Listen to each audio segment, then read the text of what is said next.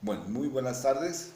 Nos acompaña el día de hoy un empresario importante de la ciudad de Pasto, William Humberto Escobar, gerente y fundador de la empresa Doradita SAS. Mi doctor William, muy buenas tardes. Recibo un cordial saludo de parte de los estudiantes de la Universidad ICESI, de la maestría de creación de empresas. Primero que todo, queremos conocer ¿cómo surgió la idea de la creación y cómo fue cómo desarrollaste la idea de Doraditas SAS? Coméntanos, por favor. Carlos, muy buenas tardes. Gracias por este espacio que me brindas para poder transmitir algunos aspectos de nuestra experiencia. Nosotros empezamos Doraditas SAS con una ilusión y un deseo familiar en el cual pudiéramos transmitirle a nuestros hijos de la importancia de que sus talentos los empleen no solamente pensando en conseguir trabajo, sino que pudiesen a través del trabajo tener una realización y, por qué no, una independencia que les permitiera abrir más su mente ante las necesidades de la vida. En ese sentido, en alguna oportunidad, cuando tuvimos que salir de Colombia, hubo un tiempo en que mientras yo me legalizaba en el exterior, que mi esposa, a través de lo que hacemos todos los colombianos cuando no tenemos recursos, acudimos a aquellos platos típicos que en la familia de una u otra manera las mamás o las abuelas nos enseñaron.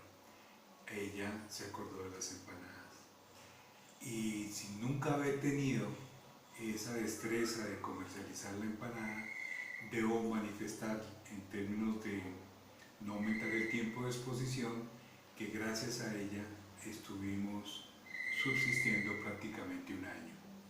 Posteriormente, cuando decidimos retornar a Colombia, lo que quería es que ese aprendizaje no quedara en el aire y nos propusimos a través de el Fondo Emprender desarrollar una propuesta de elaboración de platos típicos como las empanadas, los tamales, los tostones, las pupusas, las arepas, para tratar de, y hay que reconocerlo, de resolver una necesidad.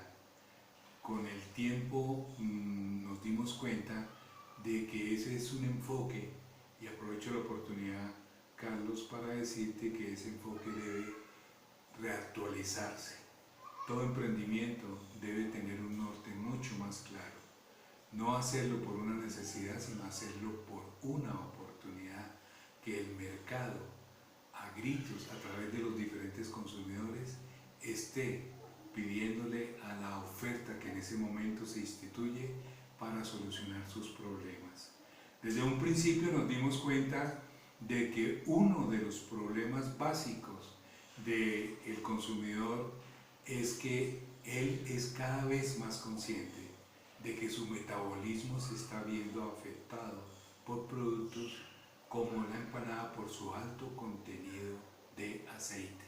En últimas, se sobrepasa en kilocalorías lo que necesita el cuerpo para tener un buen desempeño. Visto eso, en nuestra encuesta de mercado nos propusimos identificar realmente ya no el negocio como una solución a nuestras necesidades, sino realmente qué estaba demandando el mercado por parte de nuestra propuesta de valor. Y fue así como encontramos que más de un 35% de nuestros potenciales consumidores tenían rechazo al consumo de la empanada por el alto contenido de aceite. Entonces, desde allí empezamos a desarrollar posibilidades dentro del proyecto para mirar cómo reducíamos a través de el proceso de horneado y de ultracongelación la satisfacción de nuestro consumidor. En ese instante lo que el Fondo Emprender nos exigía eran unos indicadores para la condonación, unos indicadores de ventas, unos indicadores de empleo. En ventas nosotros teníamos que llegar a 120 millones de pesos por año, 6 empleos mínimos, un nivel de sofisticación un poco mejor que el de la competencia, y asumimos esta primera etapa con el objetivo de desarrollar empresa para lograr la condonación, y fue como así el año pasado logramos que el Consejo Directivo del SENA nos diera dicha condonación. Esta es a grandes rasgos la génesis de Doraditas, y hoy día estamos en esa segunda fase de expansión, una fase que nos permita a través de la innovación mejorar nuestro producto, colocar un punto alto sobre la competencia y seguir escalando mercado, ya no solamente en Nariño, sino a nivel nacional. William, en el ecosistema empresarial en que te mueves, ¿cómo te has sentido? Nos hemos sentido un poco maniatados porque el sistema de oferta de servicios por parte de las instituciones tanto públicas como privadas, cada una son ruedas sueltas que no desarrollan misión acorde a las necesidades que requiere el microempresario. Me explico, Carlos, muy brevemente. Unos son los tiempos de elaboración de la formulación del proyecto, otros son los tiempos de implementación cuando ya la factibilidad te dice que está todo listo para entrar en operación. Cuando tú acudes a programas como el del Fondo Emprender, que son la joya de la corona del sistema de oferta pública para apoyar al microemprendimiento, al emprendedor, te encuentras con que entre un primer proceso de formulación y de ejecución pasan más de un año, 8 meses en el mejor de los casos. ¿Y qué quiero decir con esto? Los proyectos con ese desfase de tiempo automáticamente quedan desdibujados. Todo es un permanente cambio en el desarrollo empresarial. Día a día se viven vivencias que tú no te habías imaginado ni contemplado en el desarrollo de ese proceso. Es así como en un momento determinado, cuando tú planteas tu layout, o sea, el desarrollo y diseño de tu planta, lo planteas cuando no tienes la propiedad del bien en una casa que más o menos, o en un inmueble o en una bodega que más o menos tiene la capacidad de área para distribuir tu planta. Pero cuando pasan ya 8 meses, 9 meses o un año, casi como fue el caso nuestro, pues no va a haber ningún dueño de mueble que te espere esos 7 u 8 meses. Y sencillamente resulta llamándote para decirte que no puedes separarte ese local o esa área de planta que tú ya habías formulado en tu proyecto. ¿Qué sucede? Tiempo después te avisan de que tú tienes que garantizar con un predio, así sea en arriendo, la viabilidad de tu proyecto, o si no te descartan. Y entonces ya te ponen a correr en menos de 30 días, ya no con base al layout que tú has diseñado, sino con base a que no quieres quedarte por fuera de este proceso. Por otra parte, no hay desde un inicio un enfoque territorial que permita decir cuáles son los parámetros claros que le vamos a exigir a los emprendimientos en Colombia. Todos resultamos haciendo empanadas y de pronto hay una saturación de mercado, como ya después en el desarrollo lo estamos viendo ahorita, pues es producto de la pandemia. 2, no hay una lógica concreta entre la competitividad regional que, por ejemplo, puede tener Nariño para ser más competitivo que el Valle del Cauca frente a su ventaja comparativa de estar mucho más cerca de la frontera colombo-ecuatoriana, desarrollando procesos de exportación. Y entonces en ese sentido encontramos que el ecosistema ahora recién toma un camino de trazar como un ordenamiento del quehacer de un Bancoldes, de un Procolombia, de una alcaldía, de una gobernación, del mismo SENA, para efecto de darle un norte claro y concreto, para que no solamente sea el acompañamiento en formular. El ecosistema actual e institucional público-privado adolece de una matriz de concertación y coordinación de las diferentes visiones misionales de cada institución para que sencillamente se ordenen en base no a lo que ellos piensan que puede ser su aporte, sino a las necesidades del emprendimiento con enfoque regional que tiene cada ente territorial. Con base en eso entonces encontramos que la ley que recientemente se aprobó, ahorita el 31 de diciembre, recién muestra la atención. El ecosistema, por ejemplo, Carlos, de transferencia de conocimiento. Siempre lo hemos dicho y de pronto me lo has escuchado, no es posible que se siga pensando que solamente se hace transferencia y validación de conocimientos a través de universidades. No con esto quiero quitarle el papel de las universidades, tienen que apoyarnos, pero ¿en qué sentido? Teniendo en cuenta que la transferencia se hace no en los escritorios de algunos decanos, sino en la planta resolviendo necesidades de los proyectos en sí que permitan garantizar no solamente la sostenibilidad, no solamente la justificación, sino ese crecimiento y acompañamiento que la pospandemia nos está exigiendo ahorita, por decirte en el caso específico del marketing digital, de la CRM, de la permanente interacción con nuestros clientes, de saber generar propuestas de valor y cosas por el estilo. Entonces, no seamos tan negativistas, pensemos que ahorita con la ley, tanto las universidades como las instituciones públicas y privadas tengan un plan, ojalá quinquenal, para que nosotros, los emprendedores, tengamos continuidad en el desarrollo misional de nuestra principal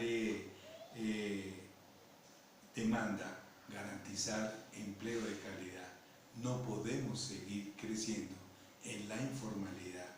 Creo que eso, aparte de quitarnos competitividad regional, hace que no haya un clima laboral que llene las expectativas, que motive, que apasione tanto a los líderes, los gerentes, como los empleados a trabajar con la camiseta de su país, de su región.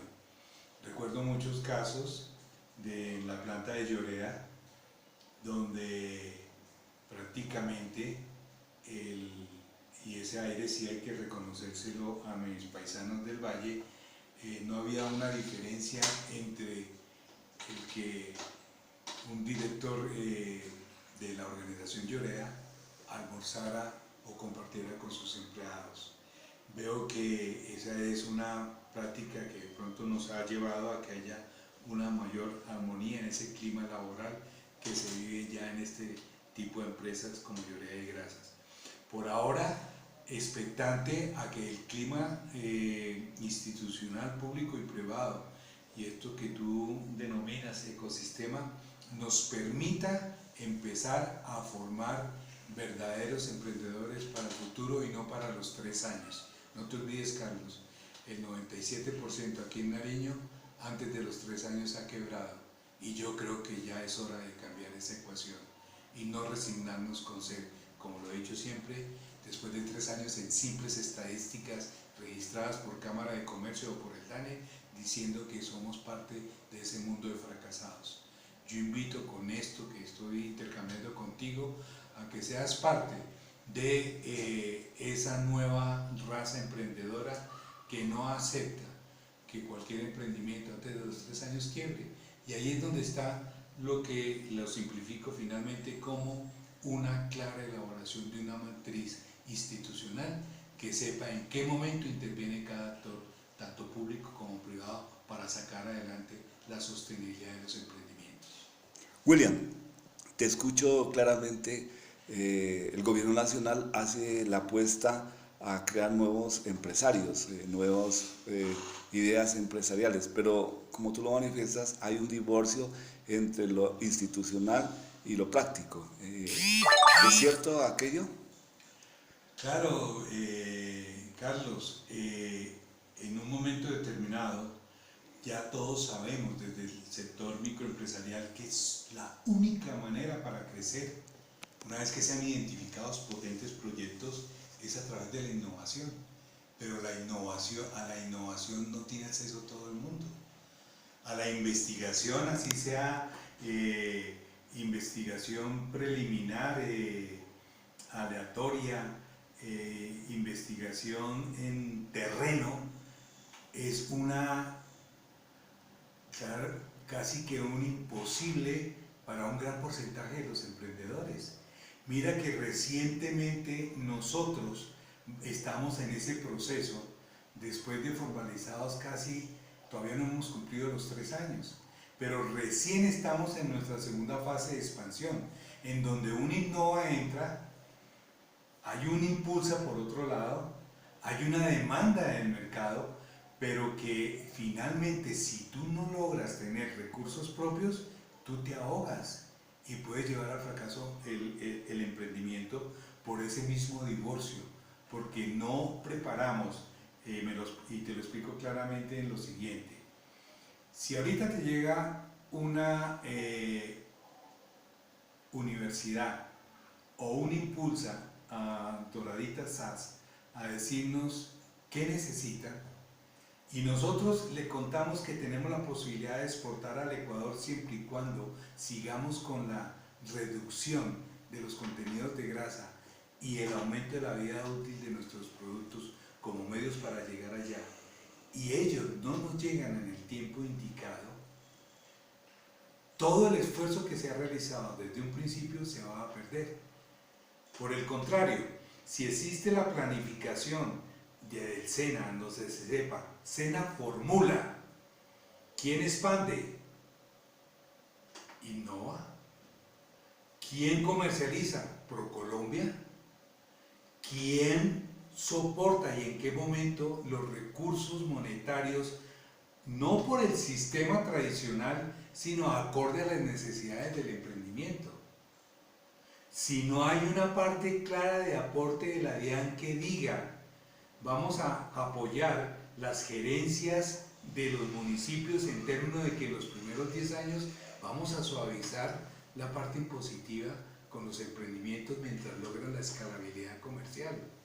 Si no tenemos una claridad de concertación de esos altos costos a los que nos vemos expuestos hoy día los empresarios, pues difícilmente vamos a conseguir nuestros objetivos de garantizar empleo de calidad.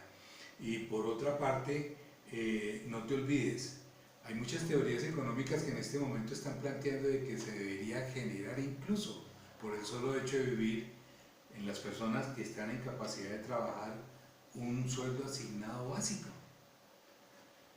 Yo diría que en vez de irnos a ese extremo, ¿por qué no cogemos el camino de apoyo al microempresario que ha demostrado con su talante, con su organización, de que está en posibilidades de sostener ese empleo de calidad? William, tú hablas de innovación y creatividad en el desarrollo de las apuestas empresariales. ¿Qué peso específico tiene esto? Mira, en este instante te hablo del caso concreto de Doraditas que refleja, yo creo que lo que viven muchos microempresarios. En este momento, Doraditas no tiene local propio y hacer el desarrollo de ultracongelado nos lleva por lo menos entre el abatimiento, el proceso de abatimiento, de congelación y los cuartos de congelación a una inversión de 140 a 150 millones de pesos. La pregunta que deberíamos hacernos, ¿vale la pena hacerlo en un inmueble que es arrendado? Lo otro, obligatoriamente la innovación ¿a qué lleva? A que tú realmente en tu apuesta de valor, ¿qué satisface mi producto? producto empana realmente al consumidor? Esa pregunta tú no te la puedes configurar dentro de tu mente o en la mente de tu equipo. Esa pregunta tú la puedes formular para tener una buena respuesta con aquellos que validan la compra de tu producto. Cuando tú le indagas y permanentemente interactúas con ellos y entiendes que el problema que mayor afectación a su metabolismo les produce es la grasa expresada en ese contenido de aceite, no la grasa buena, esa grasa que finalmente afecta, que te genera no solamente arteriosclerosis, que te lleva no solamente a una diabetes, sino que te puede llevar a todo tipo de enfermedades coronarias y que en un momento determinado te están causando muertes por encima de la que hoy vemos en el coronavirus, pero que no tienen tanta propaganda, en donde el que sí se ha dado cuenta de esto es nuestro cliente. Y yo tengo una competencia que finalmente se queda en su gran mayoría por la informalidad del mercado, en la limitante de trabajar una oferta de productos por precios, no por calidad.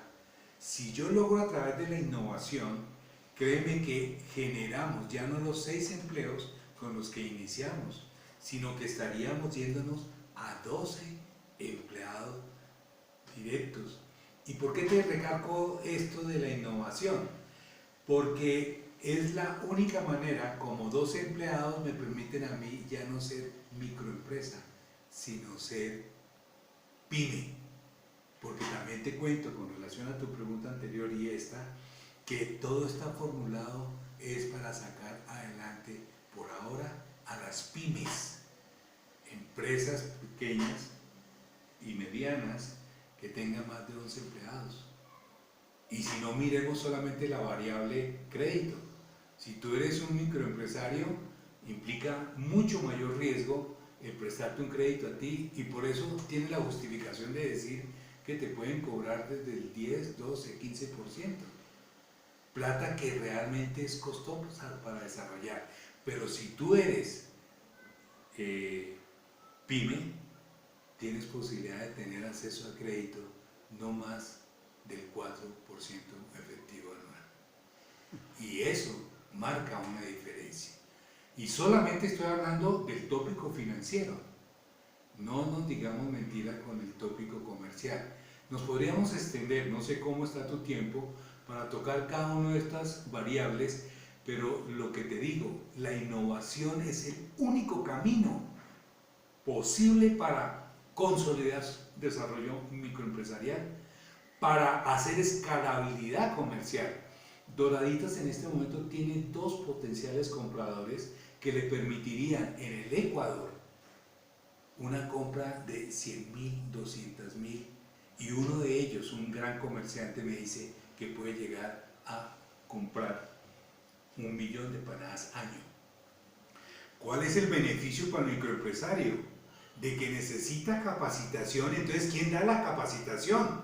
Ojo, universidades, ojo, conciencias, ojo, Impulsa. Con esa capacitación en comercio exterior, que no la tengo yo ahora, me van a trazar un camino que le permite a Doraditas no solamente generar los 12 empleos directos en su planta, sino ayudar el empleo directo de sus proveedores. Pero con una ventaja, que si yo negocio con cartas de crédito, esa venta de las 100.000, 200.000 o las cantidades que sean, en una carta de crédito máximo obtengo su recaudo en 90 días, dependiendo de cómo negocio con mi comprador. Es más, hasta me la puede pagar de contado. ¿Y eso qué le implica a la empresa? Que evita ese desarrollo mensual de estar atendiendo y las vicisitudes que hay que hacerlo, porque allá recojo monetariamente la velocidad de reintegro de la inversión y de los pagos, y eso me da mucho más alivio en mi flujo de caja. Si ustedes se fijan, si miramos entre instituciones público-privadas el interés de sostener cada microproyecto, estamos haciendo patria. porque no estamos frustrando pretensiones de las familias de tener una vida digna. Estamos por el contrario diciendo un peso de inversión es valioso porque sale del erario público y no vamos a sostener una burocracia, sino vamos a sostener la Colombia emprendedora. ¿Sabías, Carlos, que casi 4.850.000 emprendimientos formales y no formales entre el campo y la ciudad representa casi 18 millones de habitantes? Y que si seguimos aceptando en la quiebra del 97%, ¿qué felicidad puede tener una familia cuando tú fracasas? Eres un fracasado más, el sistema no quiere volverte a ver. Y cuando tienes el triunfo, ha sido tan salvaje la competencia que ya te olvidas de la colaboración de tu empresa hacia el entorno en que tú te desarrollas.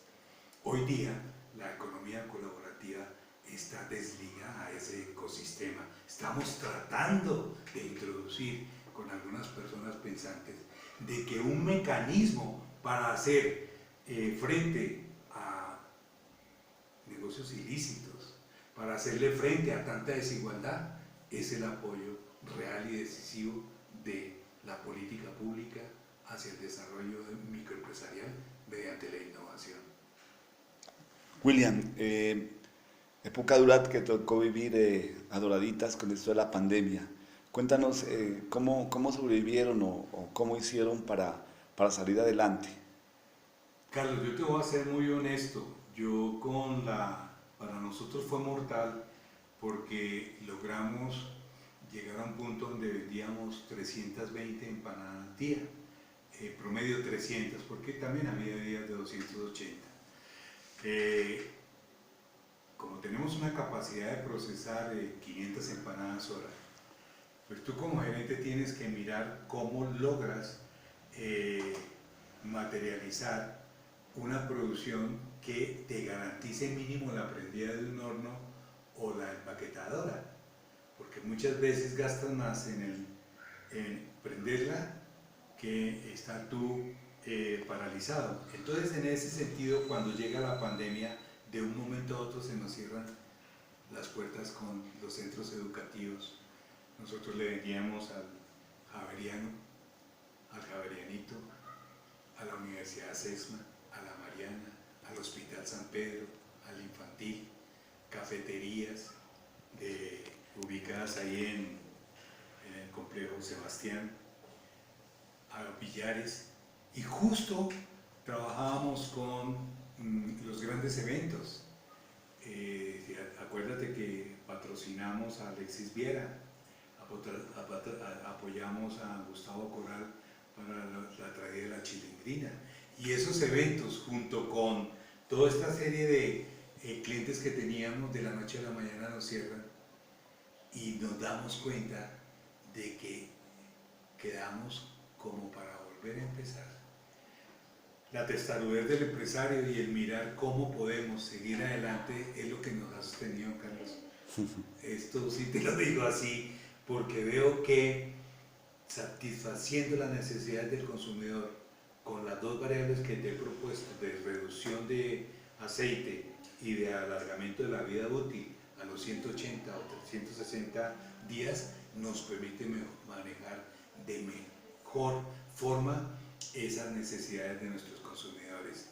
Entraríamos a las grandes ligas, pero como somos microempresarios, todavía Bancoldes no nos pone atención. ProColombia nos dice que más adelante.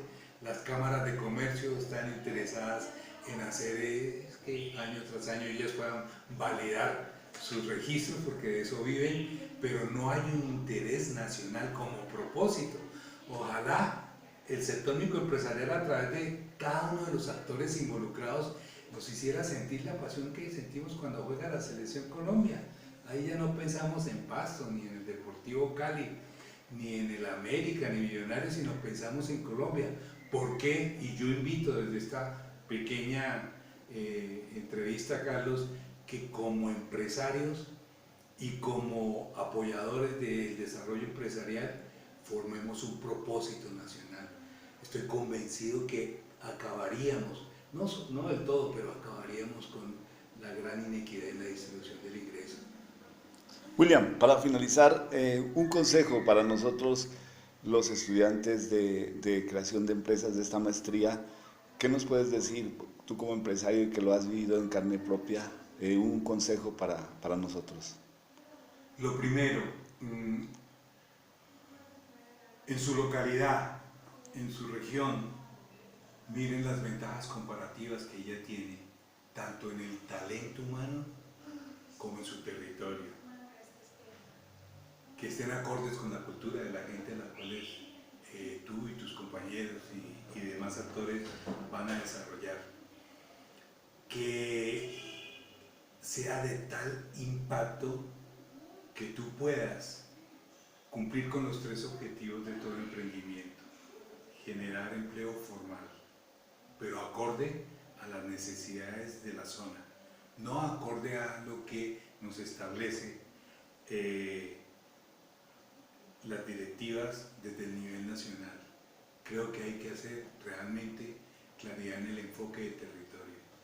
No puede ser aplicada la normativa Fondo Emprender para las grandes empresas, medianas empresas de Bogotá, Medellín, Barranquilla, Bucaramanga, a regiones como Pasto, donde ni siquiera tenemos la infraestructura de profesionales para que puedan ellos, con sus respectivos registros de cámara, prestarnos los servicios.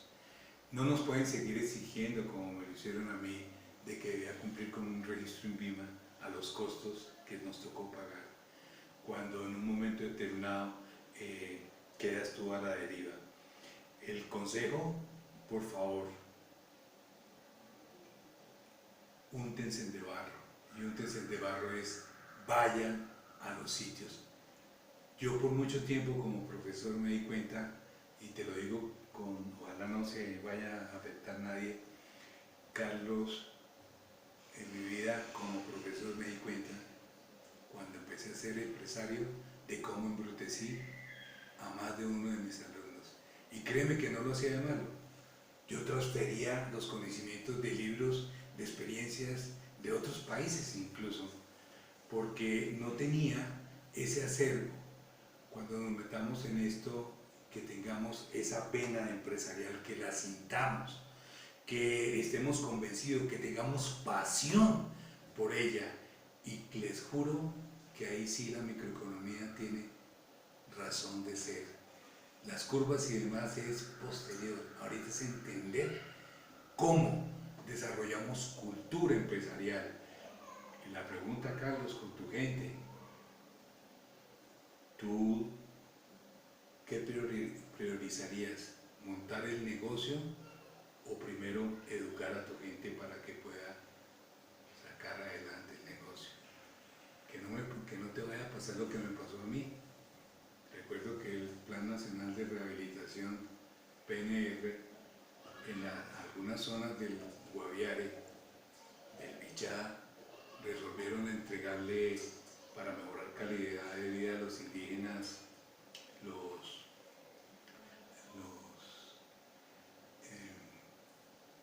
donde tú haces los sifones y donde haces el popó. Las unidades sanitarias. Las unidades sanitarias. Si quieres cortarle eso, no sé, discúlpame por la expresión. El hecho es de que convencidos desde Bogotá de que eso iba a ayudar a mejorar el nivel de vida, porque iba a haber más aseo, menos mortalidad y cosas por el estilo, nos encontramos después de 6 meses que pasamos por allí, que el uso que le habían dado a los indígenas era para sembrar flores y plantas, que les parecía más simpático, que no te va a pasar lo que nos sucedió con, me da la impresión que en esa época Corpo Macarena trabajaba con el USAID, de que se desarrolló un plan para producción de yuca como no te imaginas, un plan que estaba atomizado, con el desconocimiento de una cantidad de gente muy preparada para su país, no para el contexto nuestro, de que las carreteras terciarias del Guaviare cuando llovía eran jabón y no pudimos sacar la producción.